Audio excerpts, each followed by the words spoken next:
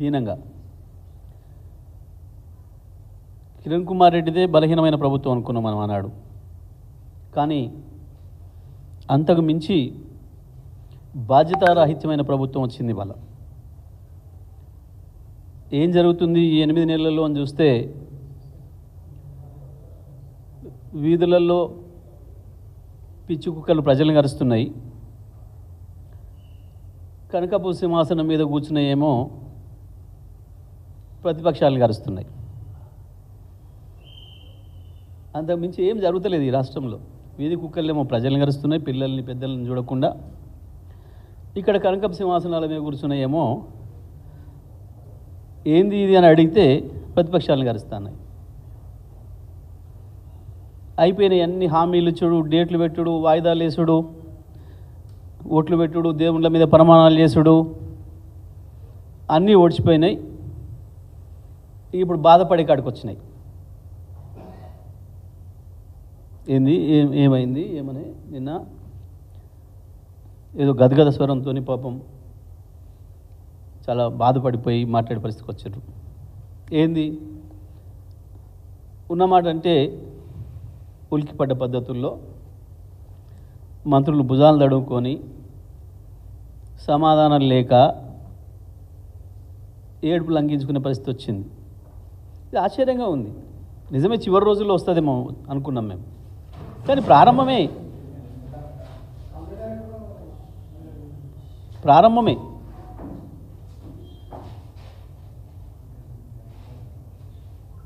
సరే, ఒక పరిపాలకుడికి, ఒక పరిపాలన చేసే ప్రభుత్వానికి 8-9 నెలలు అనేది తక్కువ సమయం కాదు. వాళ్ళే పెట్టుకున్న డేట్లను వాళ్ళే వాయిదాలు వేసుకుంటూ పోయినారు. చివరికి ప్రజల నంబర్ని ఒట్లు పెట్టుకున్నారు. సరే, ఇప్పుడు తప్పించుకొని మాట మార్చి 41,000 కోట్ల రుణమాఫీని 39 తెచ్చి 36 చేసి చివరికి 31 అని చెప్పి ఆఖరికి 12,000 ఇచ్చి ఇక పాపం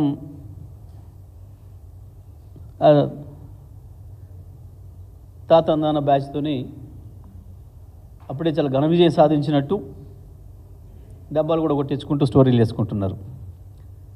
మీరు ఎన్ని స్టోరీలు చేసుకున్నా, ఎన్ని స్టోరీలు రాసుకున్నా ప్రజల జేబులో పోవాలి కదా పైసలు, రైతుల జేబులో పోవాలి కదా. ఏమీ లేదు, ఇంకా చాలా ఉంది ముందట. ఏమన్నారని హరీష్ రావు గారు, ఒక మంత్రి గారు అంత బాధపడాలి, కుమిలిపోవాలి. హరీష్ రావు గారు సీతారామ ప్రాజెక్టు విషయంలో సంతోషం, మేమంతా చేసిపోయినాం, సరే ఆ బటన్ నొక్కే అవకాశం మీకు వచ్చింది, మీరు అదృష్టవంతులు అని చెప్పిండు. గదే ఒక మాట రేపు ఆ బటన్ నొక్కినప్పుడు చెప్పురు, ఇది కేసీఆర్ కష్టం,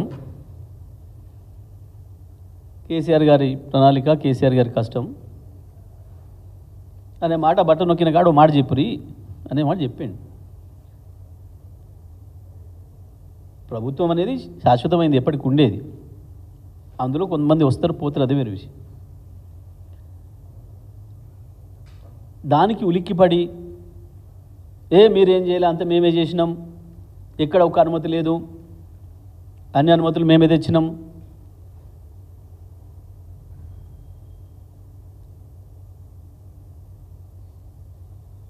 హరీష్ రావు గారు మాట్లాడింది మాకు బాధ కలిగింది, కళ్ళు తెరుస్తున్నారు. ఆశ్చర్యంగా ఉంది. ఇలా ఏమన్నా ఒక అన్పార్లమెంటరీ వర్డ్ ఏదన్నా ఒకటి, ఏదో ఒక బూత్ మాట వచ్చిందా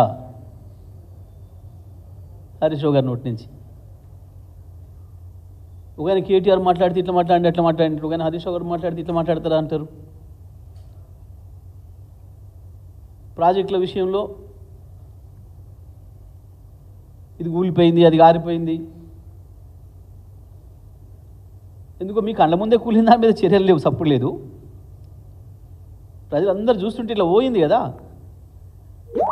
ఏం జరుగుతుంది, ఏం మతలబులు జరుగుతున్నాయి?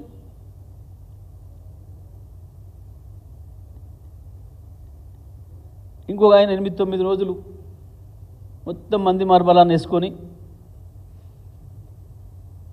అమెరికాకు, కొరియాకి, ఇంకెక్కడెక్కడో తిరిగి చివరికి వచ్చి వాళ్ళు చేస్తుంది ఏంటి అని అంటే, అప్పుడెప్పుడో కేటీఆర్ గారు కేసీఆర్ గారి పైన నమ్మకంతో ఈ దేశంలో ఈ రాష్ట్రంలోకి వచ్చి పెట్టిన కంపెనీలు ఒక కొత్త ఆఫీస్ కట్టుకోవడానికి శంకుస్థాపన చేసుకుంటే దానికి పోయి ఇగో మేమే తెచ్చినాం. ఇది చెప్తే కొన్ని మొరటి సామెతలు ఉంటాయి ఊళ్ళల్లో, కానీ మేము ఇచ్చిన ఉద్యోగాల్ని ఆఖరినాడు వచ్చి చేతికి ఇగో నేనే ఇచ్చిన, మేము పూర్తి చేసిన ప్రాజెక్టుకి బటన్ నొక్కి మేమే చేసినాం. ఇక చివరికి ఎక్కడికి పోయినరు?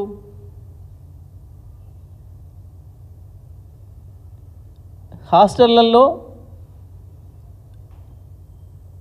విషాహారం తిని పిల్లలు చనిపోతుంటే, వందలాది మంది ఆసుపత్రుల పాలు అవుతుంటే, ఇది కూడా కేసీఆర్ కారణం, కేటీఆర్ఎస్ కారణం. సిగ్గుండాలి మాట్లాడడానికి. మేము 9 నెలల కింద వండిపోయిన వంట ఇవాళ మీరు పెడుతున్నారా? బట్టి విక్రమార్క కూడా ఈ మధ్యన విజ్ఞత కోల్పోయి మాట్లాడుతున్నాడు. పాపం రేవంత్ రెడ్డి భాష వాడితేనే ముఖ్యమంత్రి అయితే అనుకుంటున్నాడేమో, రేవంత్ రెడ్డి లాగానే అబద్ధాలు చెప్తేనే ముఖ్యమంత్రి అయితే అనుకుంటున్నాడేమో పాపం. కానీ కావు బట్టి గారు, ఉన్నది పోతుంది నీ గౌరవం.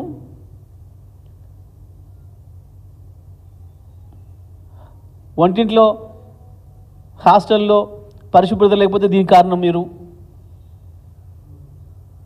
ప్రజలు ఏమనుకుంటారని సోయి ఉండాలి కదా. ఇల్లు రోజు ఉక్కోవాలి, ముఖం రోజు కడుక్కోవాలి, పనులు రోజు దొమ్ముకోవాలి, రోజు చేసుకోవాలి ఎవరి పని వాళ్ళు.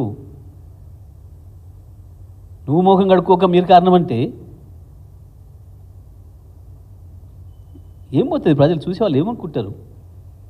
కొంచెం మాట్లాడేటప్పుడు ఇంక ముందు ఆలోచన చేసుకోరు. ఇక మంత్రి ఉత్తమ్ కుమార్ రెడ్డి పాప మనకి అర్థం ఏం మాట్లాడతాడో కాక మాట్లాడతాడో. మరి కనీసం అధికారులను అడిగి వివరాలు తీసుకోవాలి. సీతారామ ప్రాజెక్టుకు మేము అనుమతులు తెచ్చినాం, నవ్వుకుంటారు ఎవడన్నా వింటే. 2018లో మొదలైంది కరస్పాండెన్స్. 2018, 2019,